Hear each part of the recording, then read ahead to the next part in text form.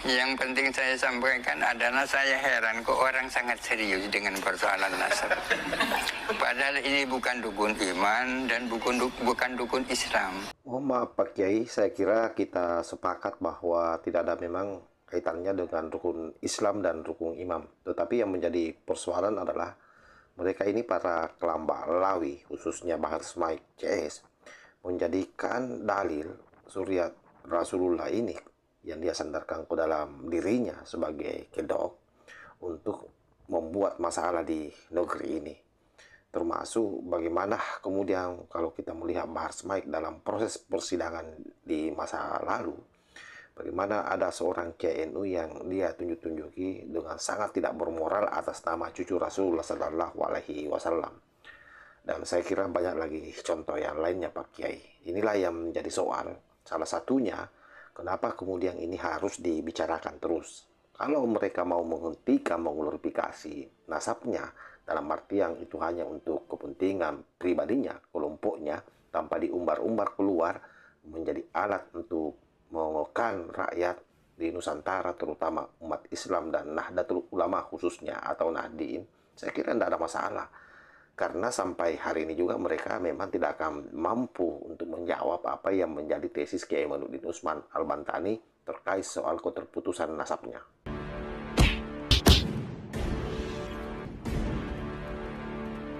Akhirnya Wakil Ketua Rais Am PBNU turun gunung membahas soal nasab Kelambak Lawih. Ini hal yang luar biasa dan satu bentuk kemajuan bagi diskursus nasab hari ini. Ada banyak tanggapan dari video beliau dan saya kira ini penting untuk kita memberikan reaksi, terlepas bahwa yang disampaikan beliau ini menjadi kontroversi netizen karena banyak juga youtuber yang meng-up ini dengan memberikan statement bahwa seolah-olah Pak Kiai melarang orang membahas nasab. Ini saya kira penting untuk kita luruskan secara bersama-sama. Persepsi-persepsi yang beredar luas di masyarakat. Bagaimanapun juga Rais Am PBNU saya kira memiliki niat yang baik bagaimana agar diskursus nasab ini terarah, dan saya kira itu menjadi harapan kita semua, dan tidak ada juga ketegasan di dalam video beliau untuk menghentikan diskursus soal nasab ini. Tetapi ada poin yang sangat penting dari beberapa hal yang Pak Kiai sampaikan, dan saya kira ini penting untuk dipahami oleh semua pihak, tidak saja para pendukung Kelambak Lawi ataupun para habaib, dan termasuk saya kira orang-orang yang selama ini ikut berjibaku bagaimana menantang nasab Kelambak Lawi ini agar clear ya. Coba kita simak seperti apa pernyataan Pak Kiai. Soalan nasab ini kan tidak ada kaitannya dengan agama kan. Tidak ada kaitannya dengan peningkatan kualitas umat Islam kan. Justru menurunkan kan. Yang penting saya sampaikan adalah saya heran kok orang sangat serius dengan persoalan nasab. Padahal ini bukan dukun iman dan bukan dukun Islam. Artinya tidak percaya bahwa seseorang itu keturunan Nabi kan, tak masalah kan. Nah, saya kira pada poin ini sangat penting ya. Yang pertama, bahwa Pak Kiai memberikan satu pernyataan bahwa tidak percaya bahwa mereka adalah cucu Rasulullah Sallallahu Alaihi Wasallam, itu tidak masalah. Saya kira ini poin pentingnya dan semua orang harus bersepakat dengan ini. Termasuk habaib yang lagi tergugat. Mestinya di dalam hati mereka tidak mempersoalkan ini. Yang menjadi soal adalah mereka justru ketika dipersoalkan nasabnya muncak-muncak tidak karuang, bahkan mengata-ngatai Kiai Imad iblis, pendukung-pendukung Kiai Imad Dajjal. Nah, ini yang jadi soal.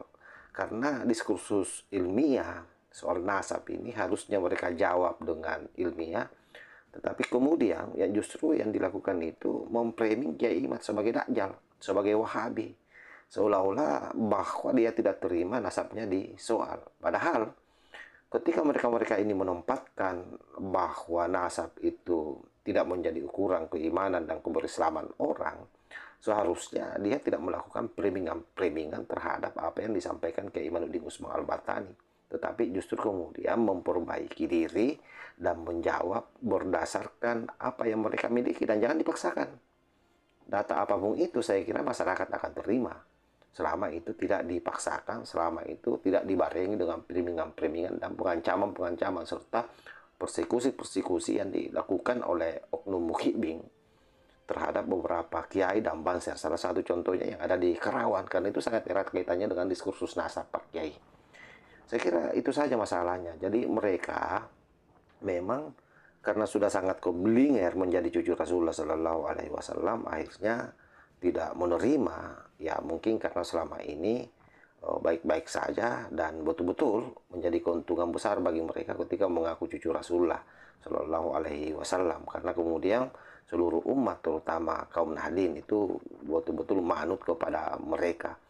Habaib-habaib yang kurang ajar pun juga semakin merajalela dengan sematan mereka sebagai cucu Rasulullah. Ini yang sangat berbahaya saya kira Pak Kiai. Coba kita lanjut lagi videonya. Berbicara tentang percaya tak percaya kan tempatnya di dalam pikiran, di dalam hati. Akan tetapi jangan sampai diutarakan melalui lisan atau tulisan bahwa kamu itu bukan keturunan Nabi. Silakan tak percaya, tapi jangan sampai tak perlu disampaikan. Nah ini dia masalahnya. Jadi sesungguhnya begini Pak Kiai, dari awal sudah beratus-ratus tahun mereka ini menganggap dirinya sebagai cucu Rasulullah Sallallahu Alaihi Wasallam. Tetapi akhir-akhir ini semakin ngelunjak. Beberapa hal yang mereka lakukan yang di luar dugaan kita adalah bagaimana kemudian dengan glorifikasi dirinya sebagai zuriat Rasulullah Sallallahu Alaihi Wasallam mencoba mengumpulkan massa dengan menggunakan otoritasnya sebagai cucu Rasulullah lalu menggembosi negara. Itu satu. Dan yang kedua, hal yang paling menakutkan adalah manakala teriakan mereka itu sudah bicara soal NKRI syariah, yang artinya menggembosi nilai-nilai Pancasila kita yang selama ini diperjuangkan oleh Nahdien. Itu yang paling berbahaya. Nah, selain itu saya kira kita sudah melihat semua bagaimana Bahar Smaik dalam persidangan yang kemudian membentak-bentak kiai atas nama dirinya sebagai cucu Rasulullah Sallallahu Alaihi Wasallam, ataupun misalnya bagaimana seorang Habib Taufik yang merupakan ketua Robita Alawiyah memberikan satu pernyataan yang sampai hari ini sangat tidak masuk di akal menurut saya, kecuali mungkin orang-orang bodoh yang akan memasukkan itu di akalnya.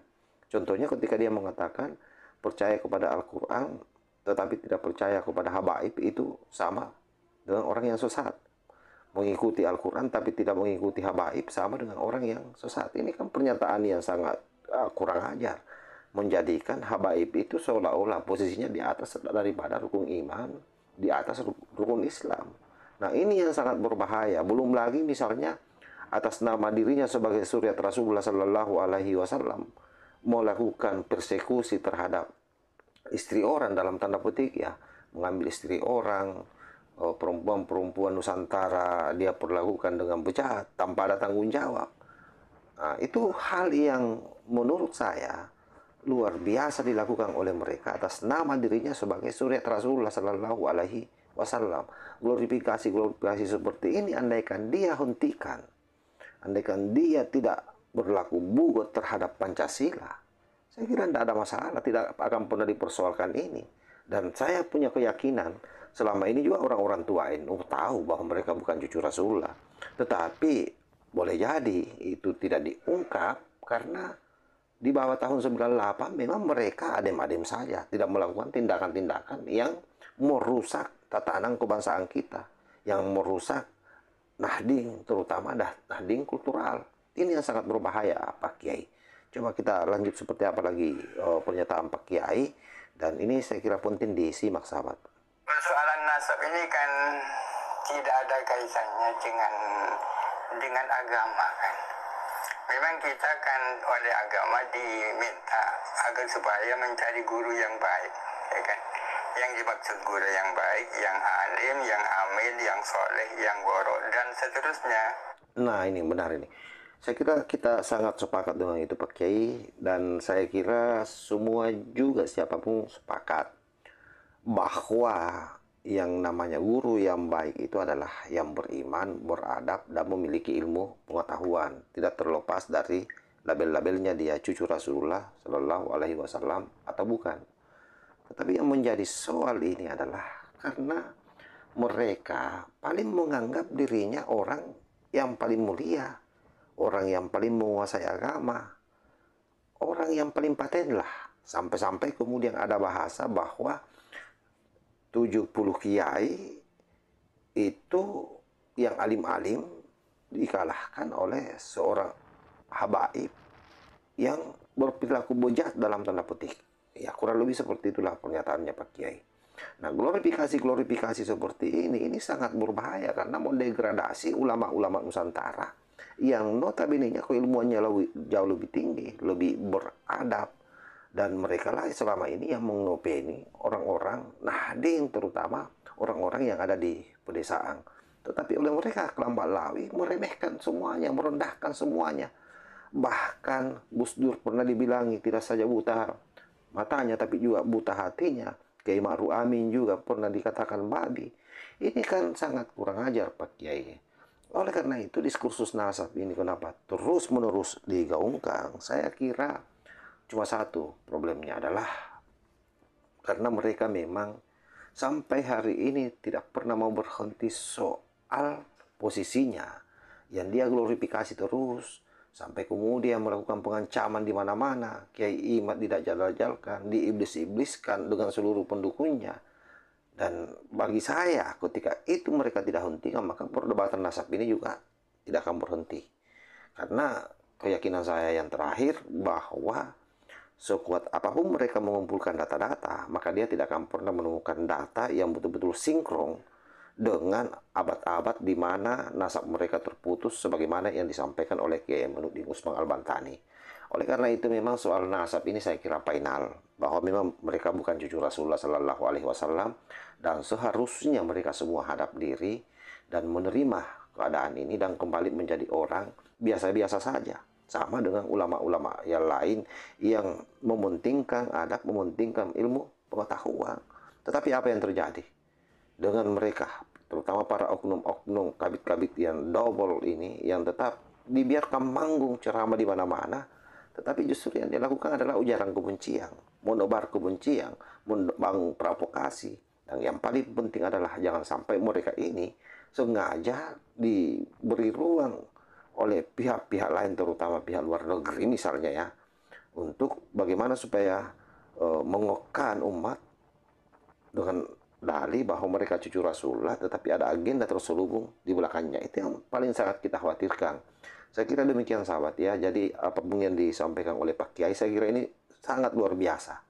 Poin pentingnya adalah bahwa Pak Kiai sepakat bahwa orang-orang yang ngaku sebagai cucu Rasulullah Sallallahu Alaihi Wasallam itu adalah merupakan pertanggungjawaban dirinya dengan Nabi. Bahwa kita tidak percaya dengan mereka, itu juga tidak menggugurkan keimanan kita, tidak menggugurkan keberislaman kita sebagaimana yang habaib selama ini selalu glorifikasi, dan bahkan meninggikan derajatnya seolah-olah leluhur-leluhurnya itu ada yang jauh lebih tinggi dari derajatnya daripada Nabi besar Muhammad Sallallahu Alaihi Wasallam, sebagaimana video yang beredar viral tentang Nabi Muhammad Sallallahu Alaihi Wasallam bersama dengan Ali bin Abi Thalib dan Hasan itu belajar pada majelis habaib, belajar nahu. Itu kan sudah viral juga, dan tidak bisa kita menutup telinga dan menutup mata dengan itu semua. Saya kira demikian sahabat, mudah-mudahan ada manfaatnya. Wallahul muwaffiq ila aqwamit thariq. Wassalamualaikum warahmatullahi wabarakatuh.